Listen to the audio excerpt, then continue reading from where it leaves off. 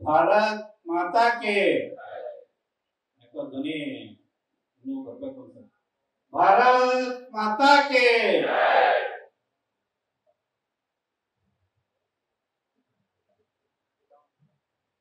ಅಟಲ್ಜಿ ಜನ್ಮ ಶತಮಾನೋತ್ಸವ ಸಮಿತಿಯ ಕರ್ನಾಟಕ ಘಟಕದ ವತಿಯಿಂದ ಆಯೋಜನೆ ಆಗಿರ್ತಕ್ಕಂಥ ಅಟಲ್ಜಿ ಸ್ಮರಣ ಸಂಚಿಕೆಯ ಲೋಕಾರ್ಪಣಾ ಕಾರ್ಯಕ್ರಮದ ಅಧ್ಯಕ್ಷತೆಯನ್ನು ವಹಿಸಿರ್ತಕ್ಕಂಥ ನಮ್ಮ ರಾಜ್ಯದ ಕ್ರಿಯಾಶೀಲ ಬಿಜೆಪಿ ಅಧ್ಯಕ್ಷರು, ಶಿಕಾರಿಪುರದ ಜನಪ್ರಿಯ ಶಾಸಕರು, ವಿಧಾನಸಭೆ ಮತ್ತು ಹೊರಗಡೆಗೆ ಜನಪರ ಚಟುವಟಿಕೆಗಳ ಹೋರಾಟಗಳ ಮೂಲಕ ಸಂಘಟನೆಯನ್ನು ಗಟ್ಟಿಗೊಳಿಸ್ತಾ ಇರ್ತಕ್ಕಂಥ ಮಾನ್ಯ ಶ್ರೀ BY ವಿಜಯೇಂದ್ರರವರೇ, ಕಾರ್ಯಕ್ರಮದ ಕೇಂದ್ರಬಿಂದು ನಮ್ಮೆಲ್ಲರ ಮಾರ್ಗದರ್ಶಕರು, ರಾಷ್ಟ್ರೀಯ ಬಿಜೆಪಿಯ ಸಂಘಟನಾ ಪ್ರಧಾನ ಕಾರ್ಯದರ್ಶಿಗಳಾಗಿರ್ತಕ್ಕಂಥ ಹಿರಿಯರಾದ ಆದರಣೀಯ ಸಂತೋಷ್ ಜಿ ಅವರೇ, ಮಾಜಿ ಕೇಂದ್ರ ಸಚಿವರು, ಮಾಜಿ ಮುಖ್ಯಮಂತ್ರಿಗಳು ಆಗಿದ್ದ ಪಕ್ಷದ ಹಿರಿಯ ನಾಯಕರಾದ ಮಾನ್ಯ DV ಸದಾನಂದ ಗೌಡರವರೇ,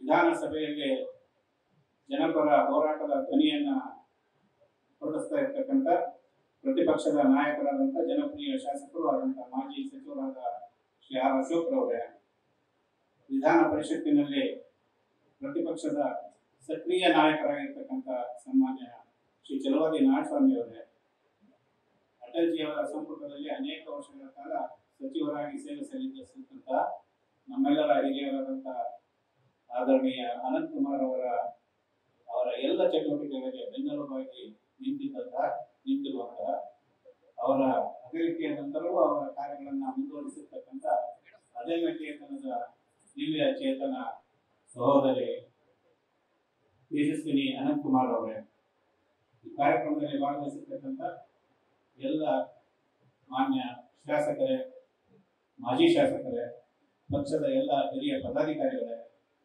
ರಾಜ್ಯದ ಬೇರೆ ಬೇರೆ ಕಡೆಯಿಂದ ಬಂದಿರತಕ್ಕಂಥ ಪಕ್ಷದ ಎಲ್ಲ ಪ್ರಮುಖ ಕಾರ್ಯಕರ್ತ ಬಂಧುಗಳೇ, ಸಜ್ಜನ ಬಂಧುಗಳೇ, ಶ್ರದ್ಧೆಯ ಮಾತಾ ಭಗಿನಿಯರೇ, ಮಾಧ್ಯಮದ ಮಿತ್ರರೇ, ಆಗಸ್ಟ್ 16 ವಿಶೇಷವಾಗಿ ಬಿಜೆಪಿಯ ಕಾರ್ಯಕರ್ತರಿಗೆ ಒಂದು ಭಾವನಾತ್ಮಕವಾದಂತಹ ದಿವಸ.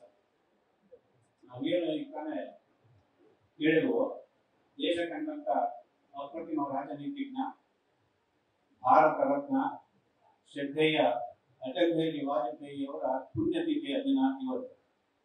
ಹಾಗಾಗಿ ಯೋಗ ಕಳೆದ ಜನವರಿಯಿಂದ ಕೇಂದ್ರದ ನಮ್ಮ ಪಕ್ಷದ ನಿರ್ಣಯದಂತೆ ಈ ವರ್ಷ ಅಟಲ್ಜಿಯವರ ಜನ್ಮ ಶತಾಬ್ದಿ ವರ್ಷ ಆಗಿರೋದ್ರಿಂದ ಅಟಲ್ಜಿಯವರನ್ನ ಮತ್ತೊಮ್ಮೆ ಅವರ ವಿಚಾರಗಳನ್ನ, ಅವರ ಜೀವನವನ್ನ, ಅವರ ಸಾಧನೆಯನ್ನ ಇವತ್ತಿನ ಪೀಳಿಗೆಗೆ, ಯುವ ಪೀಳಿಗೆಗೆ, ನಮ್ಮ ಕಾರ್ಯಕರ್ತರಿಗೆ, ಸಾರ್ವಜನಿಕರಿಗೆ ಮತ್ತೊಮ್ಮೆ ಪುನಸ್ಮರಣೆ ಮಾಡಿಸಬೇಕು ಅನ್ನೋ ದೃಷ್ಟಿಯಿಂದ ಅಟಲ್ಜಿ ಜನ್ಮ ಶತಾಬ್ದಿ ಸಮಿತಿಯನ್ನ ಕೇಂದ್ರ ಮಟ್ಟದಲ್ಲಿ ರಚನೆ ಮಾಡಿದ್ದಾರೆ. ಅದೇ ರೀತಿ ಎಲ್ಲ ರಾಜ್ಯಗಳಲ್ಲೂ ಕೂಡ ಸಮಿತಿಯ ರಚನೆಯನ್ನು ಮಾಡಿ ನಮ್ಮ ರಾಜ್ಯದಲ್ಲಿ 12 ಸದಸ್ಯರ ಒಂದು ರಾಜ್ಯ ಸಮಿತಿಯ ತಂಡ ಮತ್ತು ಎಲ್ಲ ಜಿಲ್ಲೆಗಳಲ್ಲಿ ನಾವು 39 ಸಂಘಟನಾತ್ಮಕ ಜಿಲ್ಲೆಗಳಿದ್ದಾವೆ. ಎಲ್ಲ ಜಿಲ್ಲೆಗಳಲ್ಲೂ ಕೂಡ ನಾವು ಸಮಿತಿಯ ರಚನೆಯನ್ನು ಮಾಡಿದ್ದೇವೆ. ಈ ಸಮಿತಿಗಳ ಮೂಲಕ ಜನವರಿಯಿಂದ ಅನೇಕ ಕೆಲವೊಂದು ಕಾರ್ಯಕ್ರಮಗಳನ್ನ ಅಟಲ್ಜಿಯವರ ಸ್ಮರಣೆಗೋಸ್ಕರ ಮಾಡಿದ್ದೇವೆ. ಆ 1-2-3 ಪ್ರಮುಖ ವಿಷಯಗಳನ್ನು ಮಾತ್ರ ತಮ್ಮ ಗಮನಕ್ಕೆ ಇಷ್ಟಪಡ್ತಿದ್ದೇನೆ. ಜನವರಿ 15ರಿಂದ ಫೆಬ್ರವರಿ 14ರವರೆಗೆ ಅಟಲ್ಜಿ ಸ್ಮೃತಿ ಸಂಗ್ರಹ ಅಂತ ಒಂದು ಕಾರ್ಯಕ್ರಮ ಮಾಡೋದು. ಜಿಲ್ಲೆಗಳಲ್ಲಿ, ಮಂಡಲಗಳಲ್ಲಿ ಅಟಲ್ಜಿಯವರ ಕಾಲಘಟ್ಟದಲ್ಲಿ ಅವರ ಜೊತೆಗೆ ಕಾರ್ಯ ಮಾಡಿರುವಂತ ಒಡನಾಡಿಗಳ, ಹಿರಿಯರ, ಪಕ್ಷದ ಹಿರಿಯ ಕಾರ್ಯಕರ್ತರ ಮತ್ತು ಅವತ್ತಿನ ದಿವಸ ಪಕ್ಷದಲ್ಲಿ ಚಟುವಟಿಕೆಗಳನ್ನು ಜೋಡಿಸಿಕೊಂಡ ಎಲ್ಲ ಪ್ರಮುಖರ ಮನೆಗಳಿಗೆ ನಮ್ಮ ತಂಡಗಳು ಭೇಟಿ ಕೊಟ್ಟು ಅವರಿಗೆ ಗೌರವ ಸಮರ್ಪಣೆ ಮಾಡೋದ್ರ ಜೊತೆಗೆ ಅಟಲ್ಜಿಯವರ ಬಗ್ಗೆ ಅವರ ಅನುಭವಗಳನ್ನ, ಅವರ ಅನಿಸಿಕೆಗಳನ್ನ ನಾವು ಪುಟೀಕರಿಸಿ ಅದರ ಒಂದು ಲೇಖನಗಳನ್ನು ಸಂಗ್ರಹ ಮಾಡಿದ್ದೇವೆ. ಅದೇ ರೀತಿ ವಿಶೇಷವಾದ ಅಪರೂಪದ ಫೋಟೋಗಳನ್ನು ಕೂಡ ನಾವು ಸಂಗ್ರಹ ಮಾಡಿದ್ದೇವೆ. ಈ ಎಲ್ಲ ಸಂಗ್ರಹ ಮಾಡಿದಂತ ಅಟಲ್ಜಿಯ ಸ್ಮೃತಿಯ ಸಂಗ್ರಹವನ್ನ ನಾವೊಂದು ಪುಸ್ತಕ ರೂಪದಲ್ಲಿ ಹೊರತಂದ್ರೆ ಅದು ಪ್ರತಿಯೊಬ್ಬ ಬಿಜೆಪಿಯ ಕಾರ್ಯಕರ್ತರ ಮನೆಗಳಲ್ಲೂ ಇರಬೇಕು ಅನ್ನೋಂಥ ಒಂದು ಡಾಕ್ಯುಮೆಂಟ್ ಆಗುತ್ತೆ ಅನ್ನೋ ದೃಷ್ಟಿಯಿಂದ ಒಂದು ಸ್ಮೃತಿ ಸಂಗ್ರಹ ಸ್ಮರಣ ಸಂಚಿಕೆಯನ್ನ ನಾವು ಸಿದ್ಧಪಡಿಸಿದ್ದೇವೆ.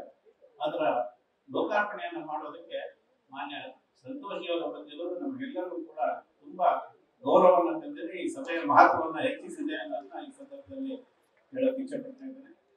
ಆ ಒಂದು ಸಂಗ್ರಹದ ಕಾರ್ಯಕ್ರಮದ ನಂತರ ಫೆಬ್ರವರಿ 15ರಿಂದ ಮಾರ್ಚ್ 14ರವರೆಗೆ 1 ತಿಂಗಳ ಕಾಲ ಅಟಲ್ಜಿ ವಿಲಾಸ ಸಮ್ಮೇಳನ ಅಂತಕ್ಕಂಥ ಕಾರ್ಯಕ್ರಮವನ್ನು ಎಲ್ಲ ಜಿಲ್ಲಾ ಕೇಂದ್ರಗಳಲ್ಲಿ ನಾವು ಮಾಡಿದ್ದೇವೆ.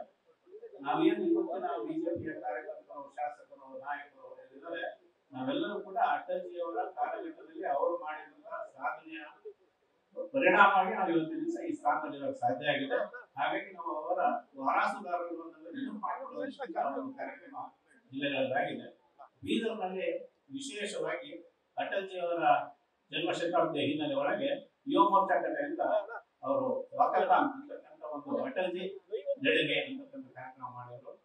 ಬೀದರ್ನಲ್ಲೇ ನಮಗೆಲ್ಲ ಈ ಹೇಳಿದಾಗೆ ಈ ಕಾರ್ಯಕ್ರಮಕ್ಕಿಂತ ಮುಂಚಿತವಾಗಿ ನಾವು ಏನು ಸ್ವರ ನಮನವನ್ನು ಮಾಡಿದ್ರು. ಆ ರೀತಿ ಅಟಲ್ಜಿಯವರು ಕವಿಗಳಾಗಿ ನಮಗೆಲ್ಲರಿಗೂ ಪರಿಚಿತರಾಗಿರುವಂತಹ ಬಹುಭಾಷಾ ಕವಿಗಳ ಸಮ್ಮೇಳನವನ್ನು ಕೂಡ ಬೀದರ್ನಲ್ಲಿ ಮಾಡಲಾಗಿದೆ. ಮತ್ತು ದಾವಣಗೆರೆಯಲ್ಲಿ ಪ್ರಬಂಧ ಸ್ಪರ್ಧೆಯನ್ನು ಮಾಡಿ ಪ್ರೌಢಶಾಲಾ ವಿದ್ಯಾರ್ಥಿಗಳಿಗೆ ಅದರ ಜೋಡಿಸಿಕೊಂಡಿದ್ದು. ಹಾಗಾಗಿ ಇವತ್ತಿನ ಪೀಳಿಗೆಯ ಮಕ್ಕಳಿಗೂ ಕೂಡ ಅಟಲ್ಜಿಯವರ ಪರಿಚಯವನ್ನು ಮಾಡಿಕೊಳ್ಳುವಂತ ಪ್ರಯತ್ನ ಆಗಿದೆ. ಇವತ್ತು ಏನು ಸ್ಮರಣ ಸಂಚಿಕೆಯನ್ನು ನಾವು ಬಿಡುಗಡೆ ಮಾಡ್ತಾ ಇದ್ದೇವೆ, ಆ ಕನ್ನಡ ಸಂಚಿಕೆಯನ್ನ ಮಾನ್ಯ ಸಂಪಾದಕರಾದಂತಹ ಬಿದರೆ ಪ್ರಕಾಶ್ ಅವರು, ಅವರ ತಂಡದ ಅಜಿತ್ ಹೆರಾಂಜ್ ಅವರು, ನಮ್ಮ ಪಕ್ಷದ ಅನೇಕ ಕೆಲವು ಪ್ರಮುಖ ನಮ್ಮ ಸಮಿತಿಯ ಸದಸ್ಯರು ಆ ಒಂದು ತಂಡದಲ್ಲಿದ್ದಾರೆ. ಅವರು ಸೇರಿ ಒಂದು ಒಳ್ಳೆಯ ಸಂಗ್ರಹ ಯೋಗ್ಯ ಒಂದು ಕೃತಿಯನ್ನ ಇವತ್ತು ಹೊರತರ್ತಾ ಇದ್ದಾರೆ. ನಮ್ಮ ಅನೇಕ ಹಿರಿಯ ಸಾಹಿತಿಗಳು, ವಿಶೇಷವಾಗಿ ಮಾನ್ಯ ದುರ್ಗು ಲಕ್ಷ್ಮಣ್ ಅವರು, GR ಸಂತೋಷ್ ಅವರು ಲೇಖನಗಳನ್ನ ಕೊಟ್ಟಿದ್ದಾರೆ. ಅದೇ ರೀತಿ ವೇದಿಕೆ ಮೇಲಿರ್ತಕ್ಕಂಥ ನಮ್ಮ ಮಾನ್ಯ ರಾಜ್ಯಾಧ್ಯಕ್ಷರು ಸಂತೋಷಿ ಅವರ ಜೊತೆಗೆ ಇನ್ನೂ ಅನೇಕ ನಮ್ಮ ಪಕ್ಷದ ಹಿರಿಯ ನಾಯಕರು ಕೂಡ ಲೇಖನಗಳನ್ನ ಅದರಲ್ಲಿ ಜೋಡಿಸಿದ್ದೇವೆ. ಮತ್ತು ನಮ್ಮ ಪದ್ಮಾವತಿ ಜೋಶಿ ಅವರು ತುಂಬಾ ಉತ್ತಮ ವಿನ್ಯಾಸವನ್ನ ಮಾಡಿ ಅದನ್ನ ಸಂಚಿಕೆಯನ್ನ ರೂಪುಗೊಳಿಸುವುದರೊಳಗೆ ಸಹಕಾರ ನೀಡಿದ್ದಾರೆ. ಈ ಒಂದು ಕಾರ್ಯಕ್ರಮಕ್ಕೆ ಪೂರ್ವಭಾವಿಯಾಗಿ ನಾವು 4 ಬೇರೆ ಬೇರೆ ಯೋಜನೆಗಳನ್ನ ಕಾರ್ಯಕ್ರಮಗಳನ್ನು ಜೋಡಿಸಿದ್ದು. ಅದರ ಉದ್ದೇಶ ಇದ್ದರೆ ಸಾರ್ವಜನಿಕರು ಮತ್ತು ಯುವಕರು ಮತ್ತು ಮಹಿಳೆಯರು, ತಾಯಂದಿರು ಎಲ್ಲರೂ ಕೂಡ ಅಟಲ್ಜಿಯವರನ್ನ ಹೆಚ್ಚು ಪರಿಚಯಿಸುವ ದೃಷ್ಟಿಯಿಂದ ಒಂದು ಪ್ರಬಂಧ ಸ್ಪರ್ಧೆಯನ್ನು ಮಾಡಲು, ಅದು ಪಿಯುಸಿ ಮತ್ತು ಪ್ರೌಢಶಾಲಾ ಮಕ್ಕಳಿಗೆ, ಭಾಷಣ ಸ್ಪರ್ಧೆಯನ್ನ ಡಿಗ್ರಿ ಮತ್ತು ಪದವಿ ಪೂರ್ವ ವಿದ್ಯಾರ್ಥಿಗಳಿಗೆ ಅಂತ ಹೇಳಿ ನಾವು ಮಾಡಿದ್ದು PGಗೆ, ಮತ್ತು ರಂಗೋಲಿ ಸ್ಪರ್ಧೆಯನ್ನ ಬೆಂಗಳೂರಿನ ನಮ್ಮ ಸಂಘಟನಾತ್ಮಕ 3 ಜಿಲ್ಲೆಗಳಲ್ಲಿ ಆಯೋಜನೆ ಮಾಡಿದ್ದು. ಸುಮಾರು 200ಕ್ಕಿಂತ ಹೆಚ್ಚು ಮಹಿಳೆಯರು ಅದರಲ್ಲಿ ಭಾಗವಹಿಸಿದ್ರು. ಚಿತ್ರಕಲಾ ಸ್ಪರ್ಧೆ ಇವತ್ತು ನಾವು ಮಾಡಿದ್ದೇವೆ. ಅದು ಹೈಸ್ಕೂಲು ಮತ್ತು ವಿದ್ಯಾರ್ಥಿಗಳಿಗೆ ಮೇಲ್ಪಟ್ಟ ಎಲ್ಲರೂ ಕೂಡ ಅದರಲ್ಲಿ ಸಾರ್ವಜನಿಕ ಮಕ್ಕಳನ್ನ ಕರ್ಕೊಂಡು ಬಂದಿದ್ದು. ತುಂಬಾ ಒಳ್ಳೆಯ ಒಂದು ಕಾರ್ಯಕ್ರಮ ಆಗಿತ್ತು. ಮತ್ತು ಸ್ವರ ನಮನ ಅಂತಕ್ಕಂಥದ್ದು ನಾವು ಈಗ ಈ ಕಾರ್ಯಕ್ರಮಕ್ಕೆ ಸಂಬಂಧಿಸಿತವಾಗಿ ನಾವು ನಡೆಸಿಕೊಟ್ಟು, ಮತ್ತು ಇವತ್ತಿನ ಈ ಒಂದು ಸಭೆಯ ಕಾರ್ಯಕ್ರಮ ಮುಂಚೆ ನಮ್ಮ ನರಸಿಂಹಮೂರ್ತಿಗಳು ರಚನೆ ಮಾಡಿರ್ತಕ್ಕಂಥ ಅಟಲ್ಜಿ ಮಾತನಾಡುತ್ತಾರೆ ಫಿಲ್ಮ್ ನಾಟಕವನ್ನು ಕೂಡ ಪ್ರದರ್ಶನ ಮಾಡಿದ್ದು ನಾವು ನೋಡಿದ್ದೇವೆ. ಸುಮಾರು ಈ ಎಲ್ಲ ಸ್ಪರ್ಧೆಗಳಲ್ಲಿ ಪ್ರಬಂಧ ಸ್ಪರ್ಧೆ ಮತ್ತು ಭಾಷಣ ಸ್ಪರ್ಧೆ ಅದು ಆನ್ಲೈನ್ ಇತ್ತು. ಈ ರಾಜ್ಯದ ಬೇರೆ ಬೇರೆ ಭಾಗದಿಂದ ಸ್ಪರ್ಧೆಗಳು ಭಾಗವಹಿಸಿದ್ರು. ಈ ಎಲ್ಲ ಸ್ಪರ್ಧೆಗಳಲ್ಲಿ ಸುಮಾರು 900ಕ್ಕಿಂತ ಹೆಚ್ಚು ಸ್ಪರ್ಧೆಗಳು ಭಾಗವಹಿಸಿದ್ದಾರೆ. ಅವರಲ್ಲಿ ನಮ್ಮ ಜಡ್ಜಸ್ ಯಾರಿಗೆ ತೀರ್ಮಾನ ಮಾಡಿಲ್ಲ ಅಂತಹ ಎಲ್ಲ ಸ್ಪರ್ಧೆಗಳಲ್ಲಿ ಪ್ರಥಮ 3 ಸ್ಥಾನಗಳನ್ನು ಪಡೆದಂತಹ ಸ್ಪರ್ಧೆಗಳಿಗೆ ನಗದು ಬಹುಮಾನದ ಜೊತೆಗೆ ಒಂದು ಸ್ಮಾರಕದ ಫಲಕ ಮತ್ತು ಸರ್ಟಿಫಿಕೇಟ್ ಅನ್ನು ಕೊಡುವಂತಹ ಯೋಜನೆ ಮಾಡಿದ್ದೇವೆ. ಈ ಒಂದು ಕಾರ್ಯಕ್ರಮದಲ್ಲಿ ಭಾಗವಹಿಸಿರ್ತಕ್ಕಂಥ ತಮ್ಮೆಲ್ಲರಿಗೂ ಕೂಡ ಮತ್ತೊಮ್ಮೆ ಅಟಲ್ಜಿಯವರ ಜನ್ಮ ಶತಮಾನೋತ್ಸವ ಸಮಿತಿ ಹಾಗೂ ಭಾರತೀಯ ಜನತಾ ಪಾರ್ಟಿಯ ರಾಜ್ಯ ಘಟಕದ ಪರವಾಗಿ ಹೃತ್ಪೂರ್ವಕವಾದ ಸ್ವಾಗತವನ್ನು ಕೊಟ್ಟು ನಾನು ಮಾತನಾಡುತ್ತೇನೆ. ನಮಸ್ಕಾರ. ಭಾರತ್ ಮಾತಾ ಕಿ ನ್ಯೂಸ್ ಫಸ್ಟ್, ನಿರ್ಭೀತಿಯಿಂದ ನಿಮ್ಮ ಪರವಾಗಿ.